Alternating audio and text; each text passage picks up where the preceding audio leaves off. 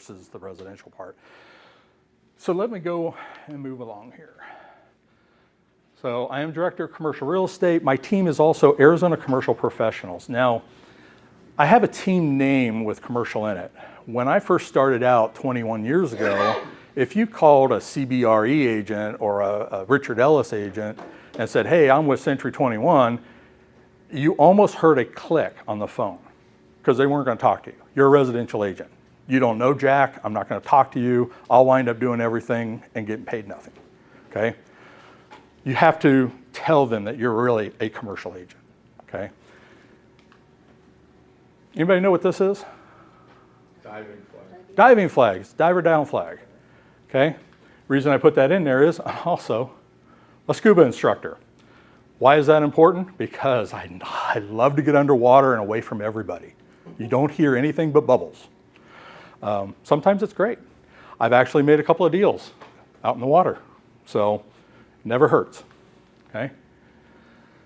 All right, so what is the difference between a residential and commercial deals, okay? So one is you need education. We're all taught when we get our real estate classes and even all of our CE classes, they're all very residentially based. They might throw something in there commercially, but it really means nothing, okay? So in the education, there's a lot of things we need to know specifically, all right? Does anybody know what an LOI is besides you? You know? Anybody else? Okay. Letters of intent. You can actually use these in residential real estate, but you'd send one to another residential agent and they'd go, what's this? Okay. Commercial real estate, this is what we do. We don't send a contract as an offer. We send a letter of intent. Letter of intent to sell, letter of intent to lease. Basically all it is written negotiations, okay? When you guys write a residential contract and they reject it, what do? You got to turn that in. You got to hang on to it for 2 years, right? It's all part of the Department of Real Estate. Letters of intent are not actual offers. They're just written negotiations. So we don't need to keep those. Anybody know what an ROI is? Okay. You guys have investors, right? Yeah. All right. Return on investments. Investors love this because it tells them, gives them a calculation on what kind of return will they get if they buy this particular property, okay? There's a lot of things involved in that, okay? What else? We got an IRR. You guys know what an IRR is? Okay. So, internal rate of return. Again, it's another calculation that helps investors figure out if that property is going to produce money for them, okay? Cap rates. Anybody know cap rates? Okay. Well, you guys know all that stuff, don't you? All right, cap rates is a capitalization rate. Again, it's another way of figuring out, is that property that they wanted to buy going to produce money versus losing money, okay? ROIs go like retail centers, anything that has multiple spaces where they're going to rent it out. How much rent are they going to get from these versus how much does it cost to keep this property going? That gives you a cap rate, okay? All right. Fair housing. We love fair housing, right? God, I hate fair housing. There is nothing I hate worse than sitting through a fair housing class because to me, it's very obvious. There's no discrimination, period, right? Okay. There is no fair housing in commercial. Why is that? That's right. There's no housing in commercial. However, there are a couple of exceptions. So there is times when you'll find, a lot of times it's an industrial building and it'll have a little spot for somebody to live in, okay? Has to be properly zoned for that, but it does happen. If that's in there, fair housing kicks in, number one. Then you have to start thinking about, okay, is there lead-based paint, swimming pool barriers? Really? We don't have a swimming pool here. But, okay, so these things do happen. Go back to me and scuba. If you've ever been to a scuba store, you'll see a swimming pool in a lot of them, Okay, some of them are in industrial spaces, some of them are in retail spaces.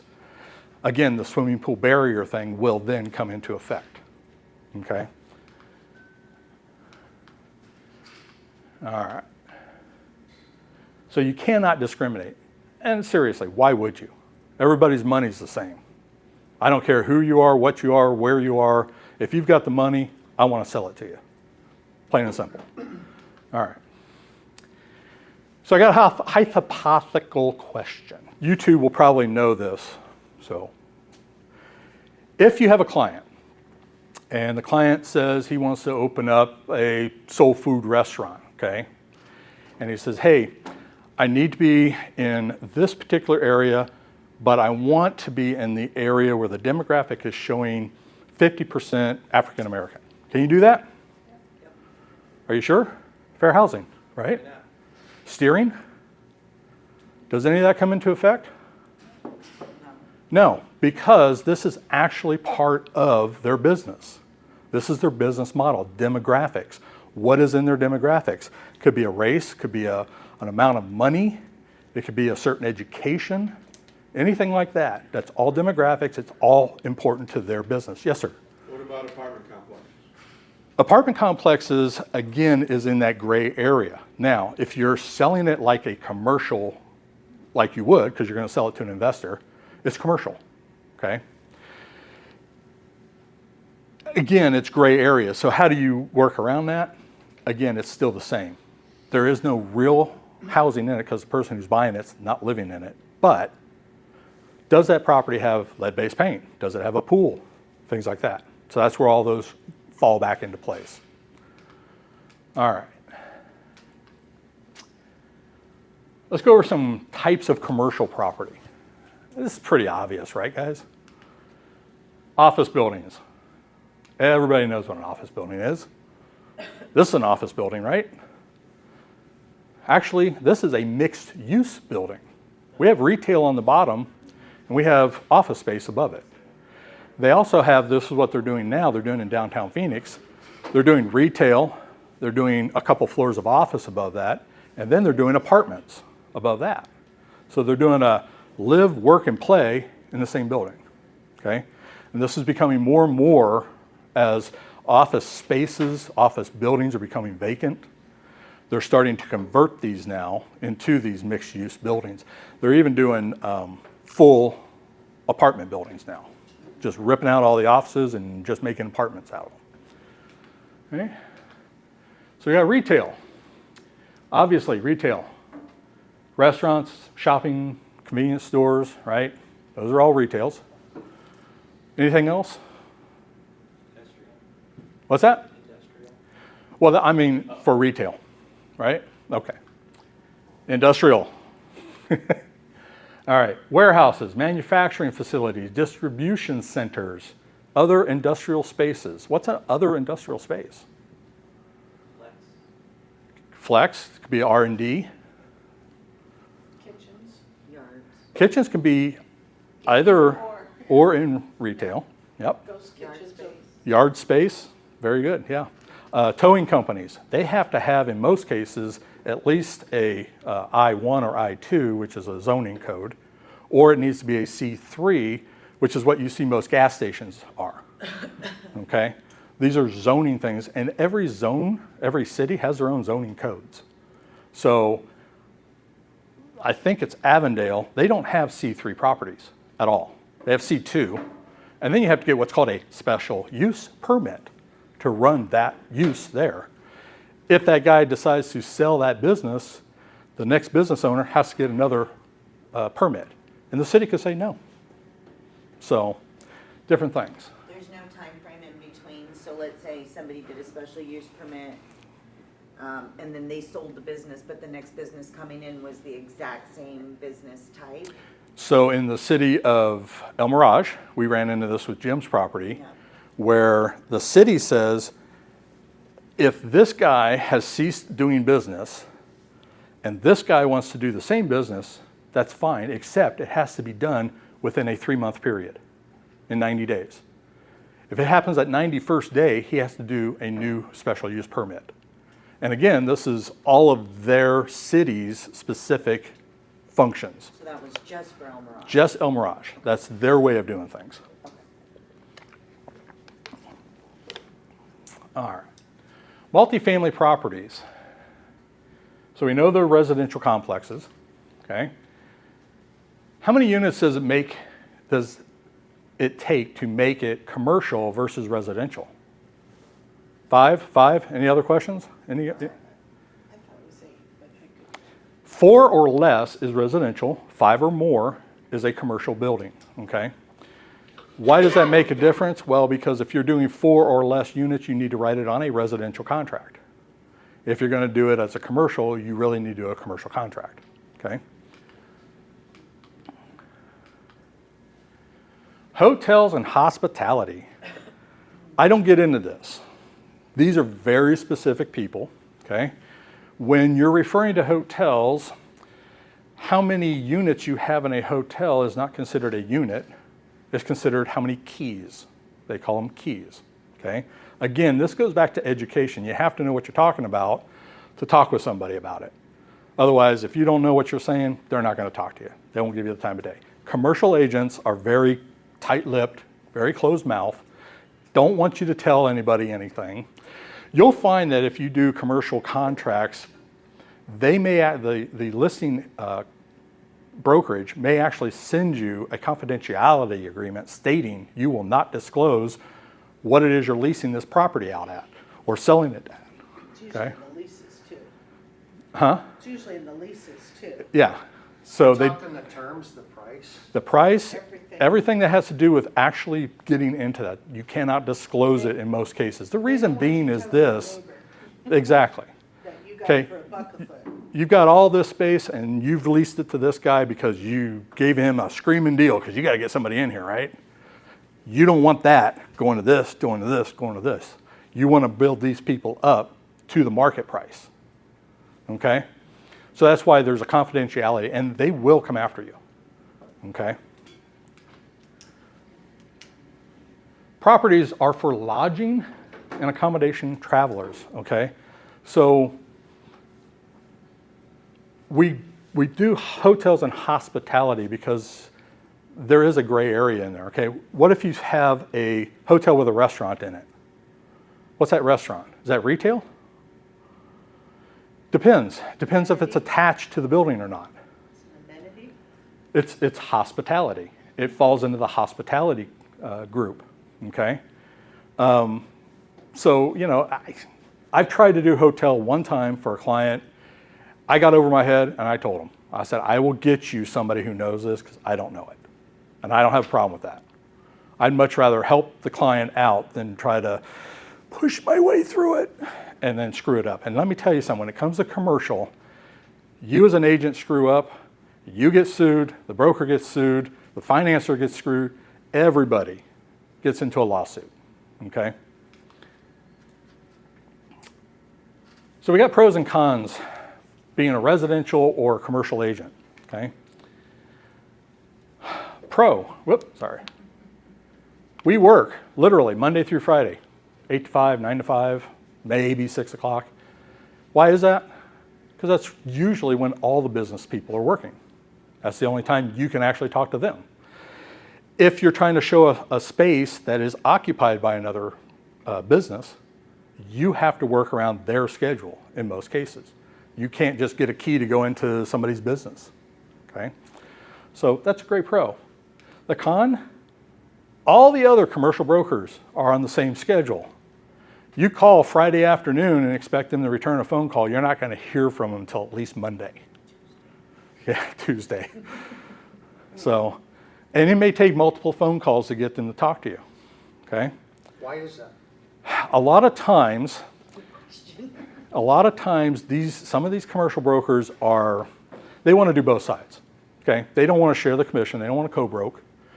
They'll put the information out there. Okay, we'll go over this in a minute, but there's a listing platform called CoStar, and CoStar is commercial listing platform. It's like an MLS, okay? They'll put it on that, and that CoStar goes to mostly brokers, okay? Normal people who are buying, leasing, they don't have access to it. I don't understand why these agents put it on CoStar and then don't give you the time of day because they want to do both sides. Maybe it's because they can say, hey, you know, client, here, I've got it listed. I just can't get anybody to call me on it. Could be. But that's the con, is you constantly have to be on a lot of these commercial brokers. Okay?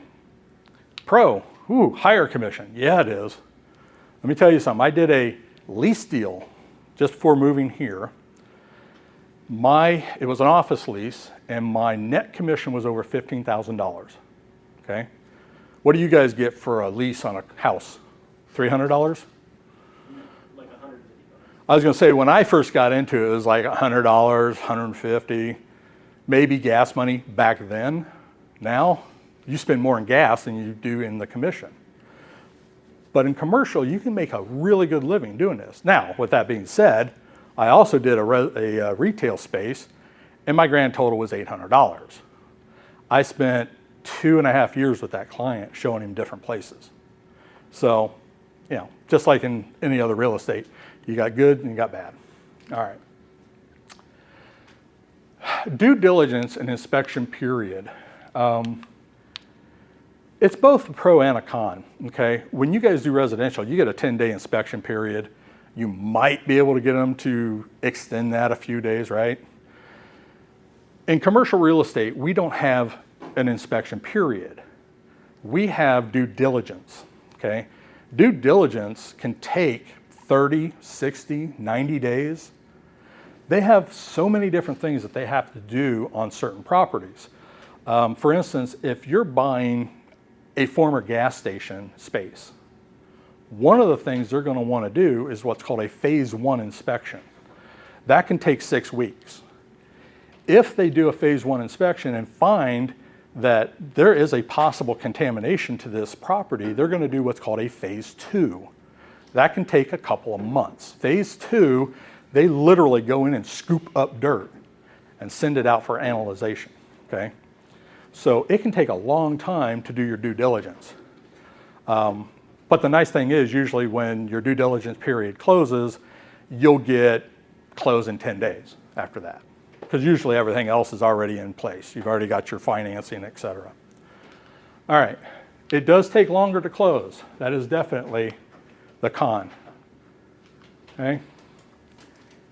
I put this under the con because it does cost more to operate as a commercial agent, right?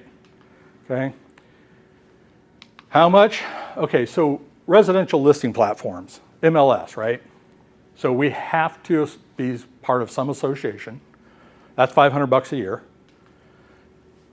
Whatever the MLS is, and I know it's $450 because I paid it yesterday, drove me nuts too. I'm like, wait a minute, $450, what was it last year?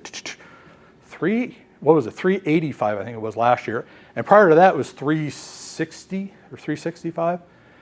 I sent an email to MLS. I said, why is this going up? Well, we have increasing costs, so we're sorry, but we had to raise the rate. It's like, yeah, okay. Anyways, so that's how much. Now, I'm actually a member here at Armless, but I also have the Prescott MLS as well. So I'm paying that twice, just for that. Why do I have that? Well, sometimes it helps. I don't post my listings in MLS, but it does help to go find listings. Residential agents who thought they could do it, put it on MLS, and it expired because it never got anything done. Then I go after the buyer or the sellers on those. So you got $950 in a year for just Armless. So let's go to the commercial costs. Commercial listing platforms. I have CoStar. CoStar is $550 per month. This is not per year. I also have something called Crexi, $250 per month. I also have Catalyst, $125 per month. They don't mess around. No. And you've all heard of LoopNet, right? Okay, LoopNet's free to list on, right? If you put a listing on LoopNet for free, when somebody does a search, your listing is so far down here, they'll never see it unless they're specifically looking for it. I pay $80 per month for one listing on what they call their silver listing platform. So it gets higher up when somebody does a search, okay? With all that being said, it costs me $1,005 per month or $12,060 per year. That's just in listing, okay? Well, that's just for your platforms, right? For like just like our arm list, but it's just commercial driven. Correct, right? yes. Now, you can get a Crexi account. They do have free Crexi accounts.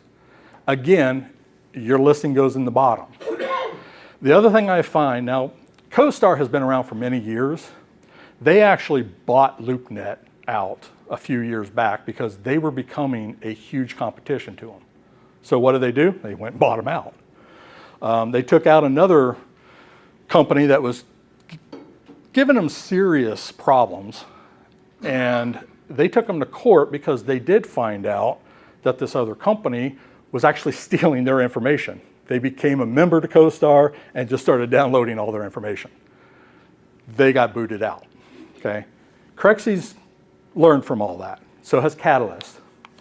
And they're trying to give them a run for their money, but it's gonna take many, many, many years to do it. The other problem is I find with Crexi, a lot of the commercial brokers and agents will put a listing on there and then never take it off. It just sits there. So you go, you call them up, you say, hey, I'm calling on XYZ, whatever. Is it still available? No, I haven't had that listing for 2 years.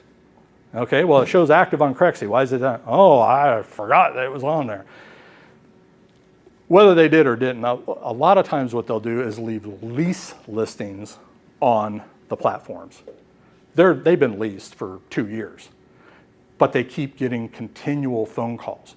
Crexi is open to the public. So there's a lot of people who search for their own self. They're going to call that broker, and they get that information. You know, I'm sorry, that just leased, but you know, I got this other one down the street, and that's how they get their clienteles, okay? Catalyst, has anybody ever heard of Moody's Analytics? Okay, Moody Analytic bought Catalyst, and they are now, Catalyst is coming up in the ranks as far as information, analytics for commercial property. It's very informative, okay? And it's actually pretty cheap. All right.